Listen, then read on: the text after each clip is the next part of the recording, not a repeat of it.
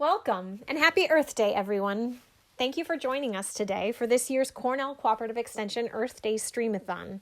We have a wonderful day full of virtual events to share with you today. So check in regularly on our Cornell Cooperative Extension Facebook pages or visit ccedutchess.org to see the full list of events. We are going to kick off the day today with a read-along of the classic children's book, The Lorax by Dr. Seuss.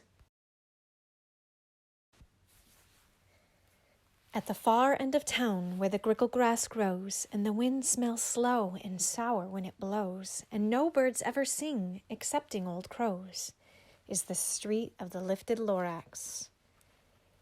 And deep in the grickle grass, some people say, if you look deep enough, you can still see today where the Lorax once stood, just as long as it could, before somebody lifted the Lorax away.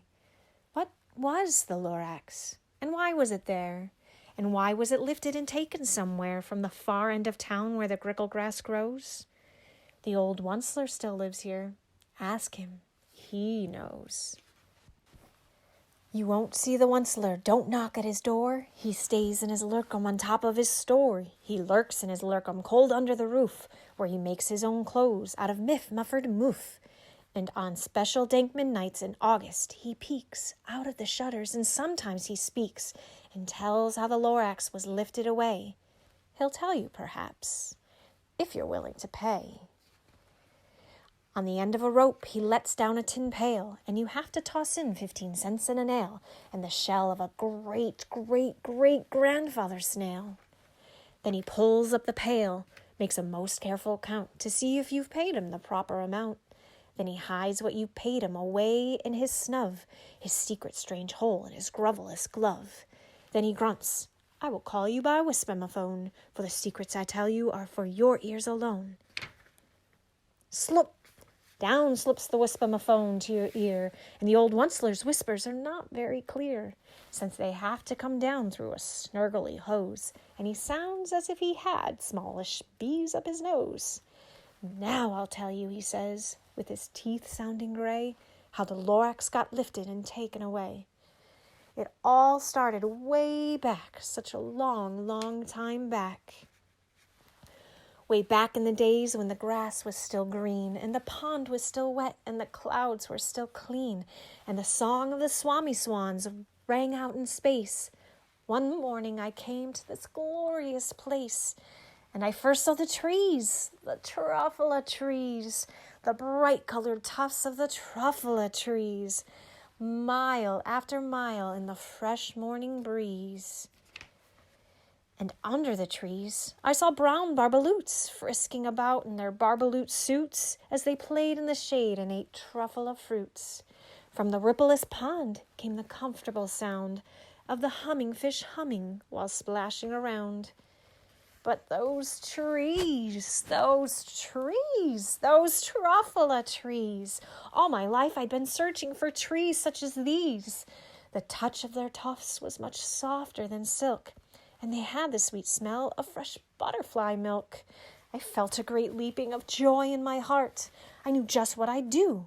I unloaded my cart. In no time at all, I had built a small shop. Then I chopped down a truffula tree with one chop.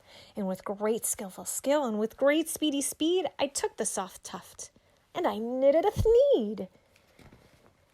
The instant I'd finished, I heard a gazoom. I looked. I saw something pop out of the stump of the tree I'd chopped down. It was sort of a man. Describe him? That's hard. I don't know if I can. He was shortish and oldish, and brownish and mossy, and he spoke with a voice that was sharpish and bossy. Mister, he said with a sawdusty sneeze, I am the Lorax. I speak for the trees. I speak for the trees have no tongues. And I'm asking you, sir, at the top of my lungs. He was very upset as he shouted and puffed, What's that thing you've made out of my truffula tuft? Look, Lorax, I said, there's no cause for alarm. I chopped just one tree. I'm doing no harm. I'm being quite useful. This thing is a thneed. A thneed's a fine something that all people need. It's a shirt, it's a sock, it's a glove, it's a hat. But it has other uses. Yes, far beyond that. You can use it for carpets, for pillows, for sheets, or curtains, or covers for bicycle seats. The Lorax said, "Sir, you are crazy with greed. There is no one on earth who would buy that full Thneed." But that very next minute, I proved he was wrong, for just at that minute, a chap came along and he thought that the Thneed I had knitted was great. He happily bought it for $3.98. I laughed at the Lorax. "You poor stupid guy, you never can tell what some people will buy." "I repeat," cried the Lorax, "I speak for the trees." "I'm busy," I told him. "Shut up, if you please." I rushed across the room and in no time at all built a radio phone. I put in a quick call. I called all my brothers and uncles and aunts and I said, "Listen here, here's a wonderful chance for the whole Onceler family to get mighty rich. Get over here fast, take the road to North Nitch. Turn left at Weehawken, sharp right at South Stitch." And in no time at all, in the factory I built, the whole Onceler family was working full tilt. We were all knitting Thneeds just as busy as beads to the sound of the chopping of truffula trees. Then, oh, baby, oh, how my business did grow. Now chopping one tree at a time was too slow. So I quickly invented my super axe hacker, which whacked off 4 truffula trees at one smacker. We were making Thneeds 4 times as fast as before, and that Lorax, he didn't show up anymore. But the next week he knocked on my new office door. He snapped, "I am the Lorax who speaks for the trees, which you seem to be chopping as fast as you please. But I'm also in charge of the brown barbaloots, who played in the shade in their barbaloot suits, and happily lived eating truffula fruits. Now, thanks to your hacking my trees to the ground, there's not enough truffula fruit to go round. And my poor barbaloots are all getting the crummies, because they have gas and no food in their tummies. They loved living here, but I can't let them stay. They'll have to find food, and I hope that they may. Good luck, boys," he cried, and he sent them away. I, the Onceler, felt sad as I watched them all go. But business is business, and business must grow, regardless of crummies and tummies, you know. I meant no harm. I most truly did not. But I had to grow bigger, so bigger I got. I biggered my factory. I biggered my roads. I biggered my wagons. I biggered the loads of the Thneeds I shipped out. I was shipping them forth, to the south, to the east, to the west, to the north. I went right on biggering, selling more Thneeds, and I biggered my money, which everyone needs. Then again, he came back. I was fixing some pipes when the old nuisance Lorax came back with more gripes. "I am the Lorax," he coughed and he whiffed. He sneezed and he snuffled. He snarled, he sniffed. "Onceler," he cried with a cruffulous croak. "Onceler, you're making such smoggless smoke. My poor swami swans, why they can't sing a note. No one can sing who has smog in his throat." "And so," said the Lorax, "please pardon my cough. They cannot live here, so I'm sending them off. Where will they go? I don't hopefully know. They may have to fly for a month or a year to escape from the smog you smogged up around here." "What's more," snapped the Lorax. His dander was up. "Let me say a few words about gluppity-glop. Your machine chugs on, day and night without stop, making gluppity-glop and sloppity-slop. And what do you do with this leftover goo? I'll show you, you dirty old Onceler man, you. You're glumping the pond where the hummingfish hummed. No more can they hum, for their gills are all gummed. So I'm sending them off. Oh, their future is dreary. They'll walk on their fins and get woefully weary in search of some water that isn't so smeary." And then I got mad. I got terribly mad. I yelled at the Lorax, "Now listen here, Dad. All you do is yap, yap, and say, bad, bad, bad, bad. Well, I have my rights, sir, and I'm telling you, I intend to go on doing just what I do.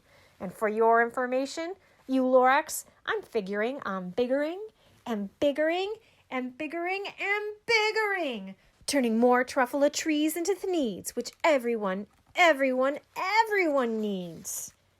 And at that very moment, we heard a loud whack. From outside in the fields came a sickening smack of an axe on a tree. Then we heard the tree fall, the very last truffle a tree of them all. No more trees, no more thneeds, no more work to be done. So in no time, my uncles and aunts, everyone, all waved me goodbye. They jumped into my cars and drove away under the smoke-smuggered stars.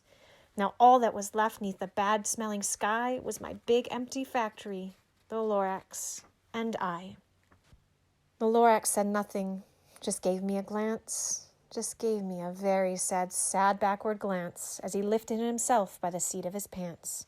And I'll never forget the grim look on his face when he heisted himself and took leave of this place through a hole in the smog without leaving a trace. And all that the Lorax left here in this mess was a small pile of rocks with the one word, unless. Whatever that meant, well, I just couldn't guess. That was long, long ago. But each day since that day, I've sat here and worried away. Through the years, while my buildings have fallen apart, I've worried about it with all of my heart. But now, says the Onceler, now that you're here, the word of the Lorax seems perfectly clear. Unless someone like you cares a whole awful lot, nothing is going to get better. It's not. So, catch, calls the Onceler. He lets something fall. It's a truffula seed. It's the last one of all. You're in charge of the last truffula seeds, and truffula trees are what everyone needs. Plant a new truffula.